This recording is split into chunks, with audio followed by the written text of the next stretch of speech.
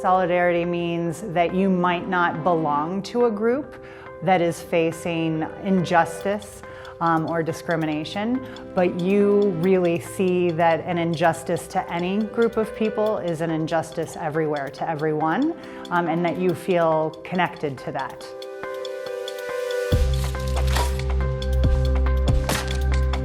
When we talk about solidarity, we're talking about not only acknowledging LGBTQ people's humanity and dignity, but fighting with them for a better world. You just can't label yourself as an ally. You need to be actively engaging with your peers and why you're standing up for them and supporting them. Straight people don't often think about being straight in their day-to-day existence. I guarantee you that's not the case for LGBTQ kids. They think about it all the time. And so being in solidarity with them is a way to make spaces be less scary for them.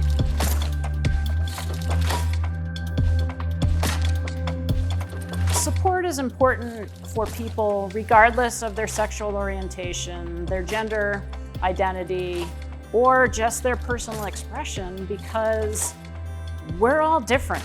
I think acknowledging that and understanding that we all deserve that safe and welcoming space here is super important to elevating all of us. If people are being their true, authentic selves, it's only going to enrich our own personal experience and make our community much more vibrant, interesting. We all deal with insecurity, we all deal with fears and anxieties.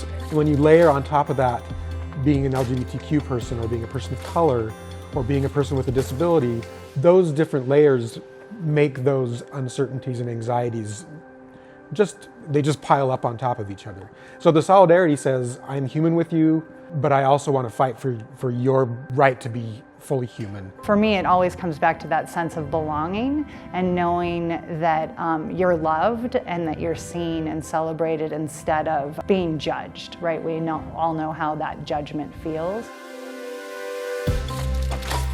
To make others feel seen, to ask how they're doing, to connect with them, to ask how you can be a better ally. I think we get lost in the silences of not reaching out and asking. And the more that we can check in with our friends and other members of our community and see how they're doing, ask how you can be a better ally, having those conversations, even if they're uncomfortable to start, are what leads to transformational experiences for not only our peers, but also ourselves. It's pretty much a guarantee that you love someone in your life that identifies as LGBTQ. And so if you share that connection with people, if you share love rather than going down the kind of the spiral of hateful speech, it reminds everybody that we're all connected, and that almost always if you're using hateful language about someone's identity, you're using hateful language about someone you love. And so to live in a community where we support and love each other is to avoid that kind of speech.